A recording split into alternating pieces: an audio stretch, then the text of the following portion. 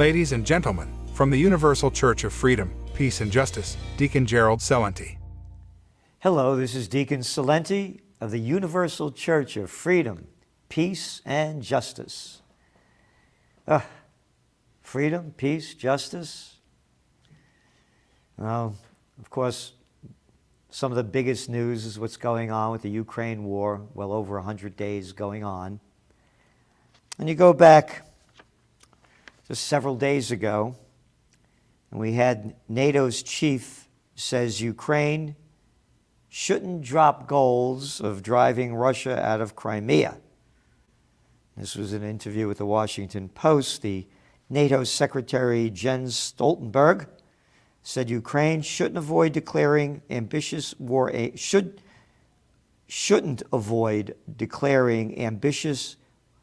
aims of driving Russia out of the eastern Donbas region and Crimean Peninsula, which Russia has controlled since 2014, but they never mentioned that there was a vote in Crimea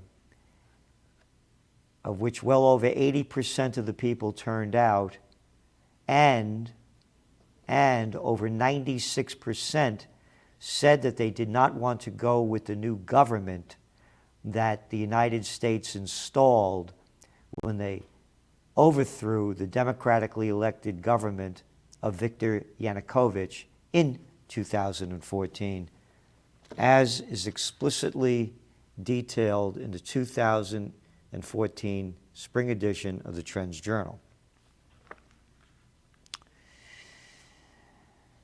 Then you have Ukraine's President Zelensky saying that it will fight for all territory. And now Ukraine acknowledges it is losing artillery war to Russia. Ukraine troops are currently firing 5,000 to 6,000 artillery rounds a day, they said.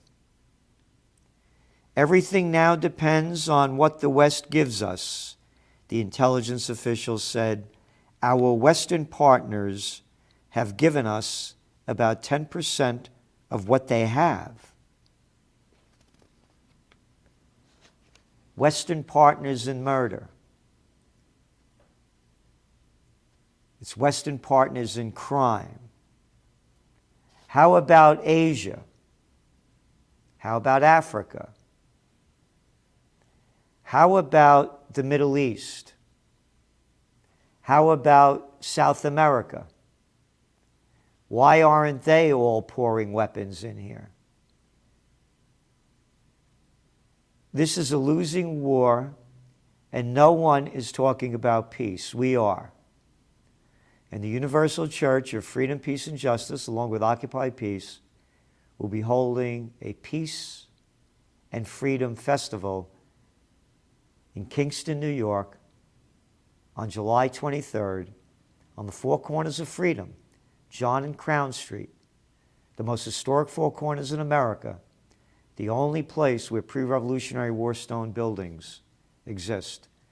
And the rally will be held behind the Franz Rogan House, 1750s building. And the Constitution that was written for New York State, right here in Kingston, when it was the first capital before the British burnt it down, over 70% of America's Constitution comes from that Constitution. So the seeds of democracy were sown here. And we're going to be planting them to stop this madness that's going on. Ukraine foreign fighters sentenced to death in separatist Donbas region. Terrible. 3 men who were fighting alongside Ukrainian forces have now been sentenced to death after they were captured. Is there any talk about peace? No. And those that want to or discuss it are criticized and attempted to be silenced. Polish president slams other European leaders for talking with Putin. Polish President Andrzej Duda slammed the leaders of Germany and France over the phone calls with Russian President Vladimir Putin. In an interview with the German newspaper Bild, Duda likened the calls to speaking with Hitler during World War II. So Poland has been a key supporter and supplier of deadly weapons to Ukraine, and they don't want peace. The Polish leader criticized German Chancellor Olaf Scholz for his reluctance to send more heavy weapons to Ukraine. Heavy weapons of death.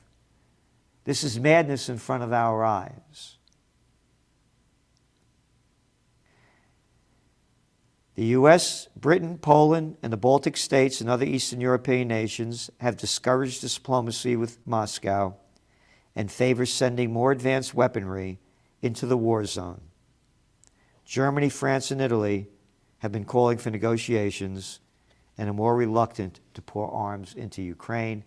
This is from antiwar.com.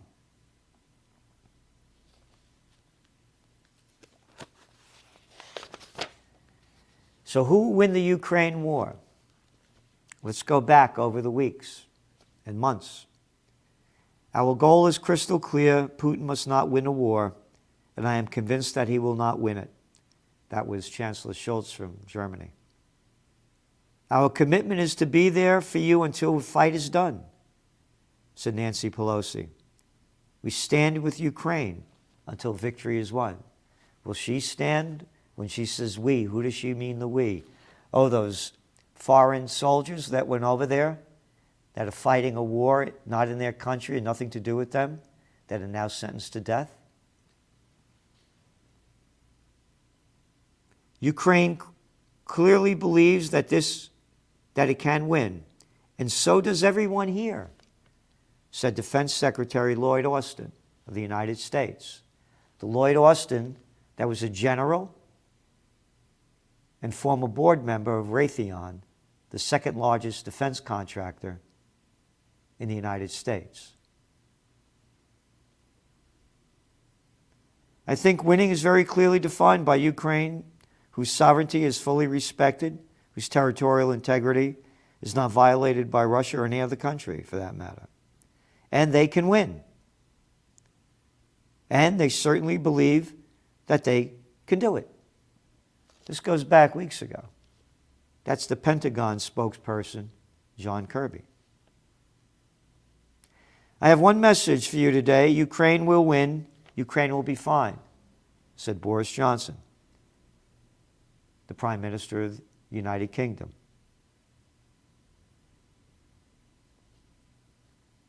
And that Duda from Poland, I believe deeply that Ukraine will win.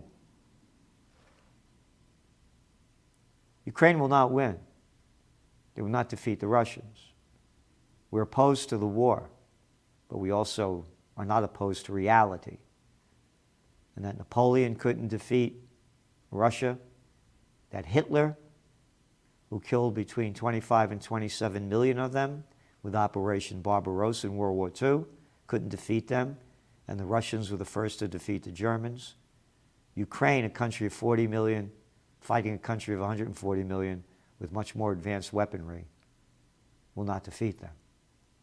And that the weapons that are being sent are just going to continue to bloody the killing fields and destroy the country. And the sanctions and all of the pressures put on Russia and the war going on is driving up inflation. All things are connected, like the blood which unites us all, said Chief Seattle. And this inflation is also connected to the war, besides the ridiculous money pumping that they do to pump up the bigs and keep the equity markets going and cover up their failures for closing down society with their COVID war, that have destroyed the lives and livelihoods of hundreds of millions of people and businesses around the world.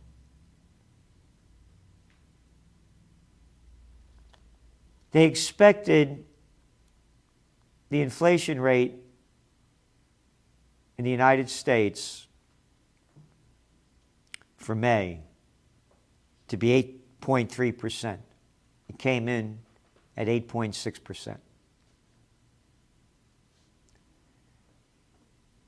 Gasoline prices now are at $5 a gallon across the country. Gas and oil prices spiking up all over the world. People falling into deep poverty.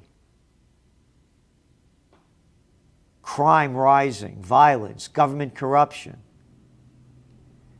World War III has begun. People will only make it official when an atom bomb is, a nuclear bomb is dropped. It's official. People across the planet are suffering as a result of this war. Wheat prices, barley prices, sunflower oil. They're talking about putting restrictions on the use of gas and oil in Europe come the winter. The worst is yet to come if we don't have peace. And what else will drive up the oil prices? More war.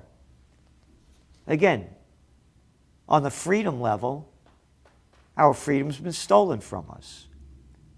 From the dictators that people call the government that lock down our countries, cities and states, and destroyed the lives and livelihoods of so many. They decided what to do. No facts were needed. It was only political science, not true science. Again, all things are connected. I was talking about oil prices. This is from ISNA, the Iranian news agency.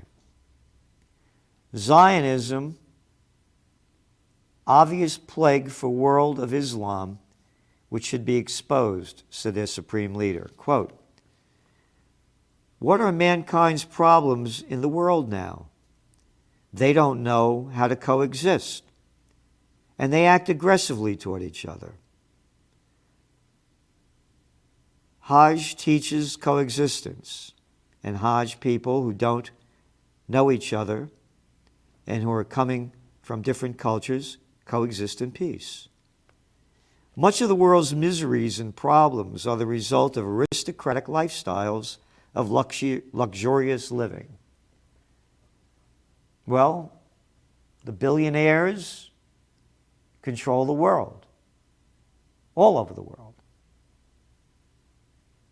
You're looking at the equity markets in the United States, 1% owns over 50%. The top 10% own most of the rest. And the people have a little bit in their pensions. They have nothing. A great part of the world's wealth is being spent on such things everywhere. Hajj teaches you to have a simple lifestyle. Today, Zionism is an obvious plague of the world of Islam. The Zionists have always been a plague, even before establishing the fraudulent Zionist regime. Even then, Zionist capitalists were the plague of the whole world. Now they're the plague especially for the world of Islam. The plague of Zionism should be exposed in any way you can. These Arab and non-Arab states that shook hands, kissed, and held meetings with the Zionists won't benefit what they did at all, not at all. This will only be to their loss. Muslim nations oppose the normalization of relations with Zionists, clench their fists and shout slogans against states seeking normalization. The Zionist regime exploits these states. They don't realize it, but we hope they realize it before it's too late. Again, that's coming from the supreme leader, Khamenei, of Iran. Again, agree or disagree, we just put the information out and you think for yourself. Khamenei Zionist capitalist plague for the world even before Israel. And this article came from the Jerusalem Post, so even they were repeating it.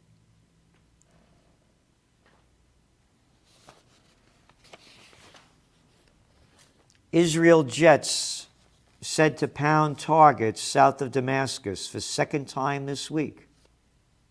That's from the Times of Israel. And from the Times of Israel,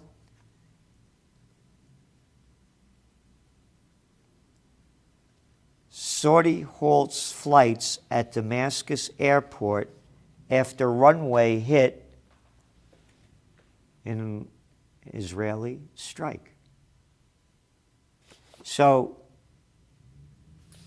it's okay for Israeli jets to pound targets in Syria, but if anyone did anything to Israel, they would be highly criticized. This doesn't make the news. I mention this because the tensions are building between Israel and Iran, Israel and Syria, where over 500,000 people have been killed already by the war started by Barack Obama, the Nobel Peace Prize winner, who is quoted as saying that their president, Assad, has to go. That's like a thug saying, that person has to go, let's kill him and destroy the country, which Obama also said about Libya. His leader, Muammar Gaddafi. Gaddafi has to go.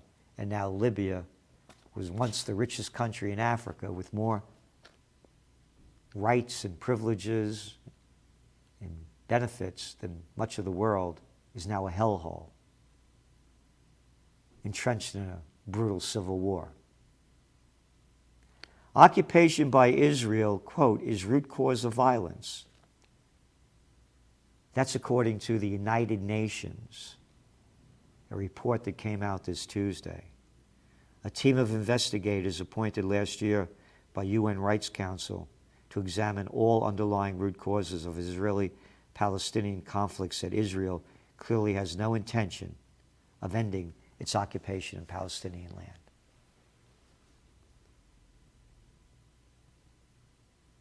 Can you see where this is going? All things are connected. I talked about oil prices. Oil prices could spike well above $150 a barrel if violence breaks out in the Middle East. Who will it hurt? Not only the poor people there, but all around the world.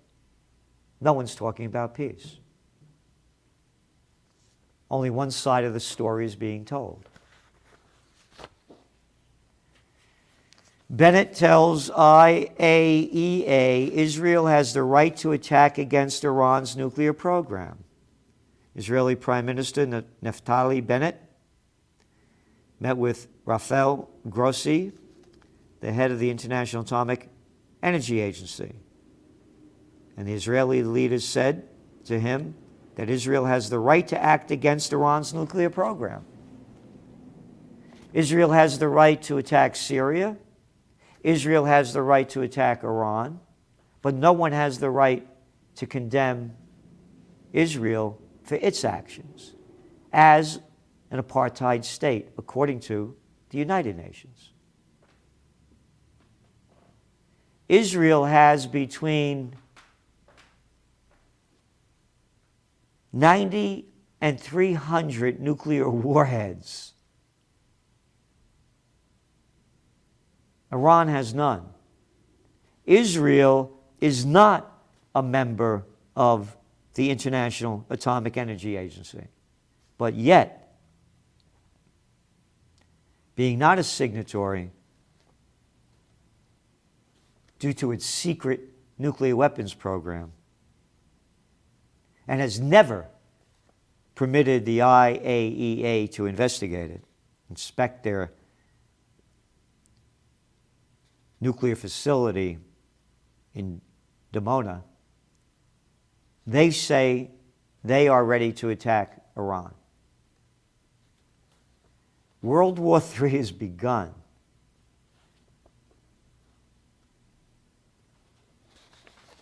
And they're ramping it up. Congress ramps up efforts to increase the $813 billion military budget for 2023. Yep.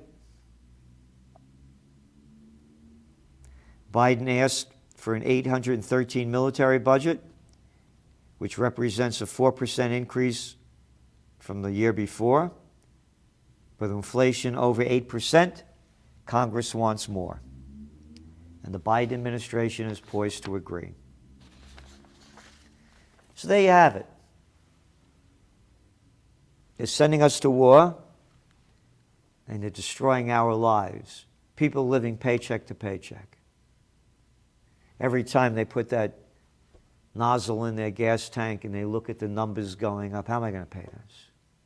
How am I going to afford this?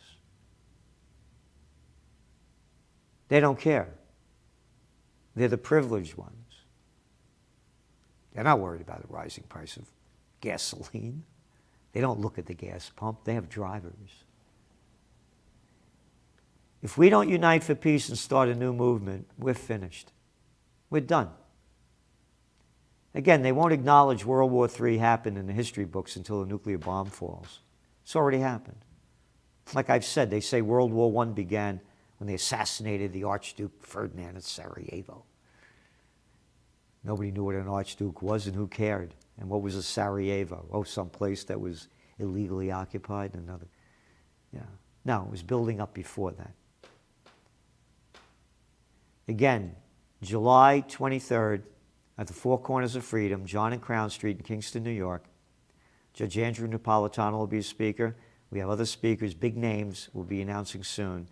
We're going to have great music, the Hot Damn Band, and food, entertainment, speakers, and the deacon will be there, of course, and we need you to be there. We need this to be the beginning of a global peace movement.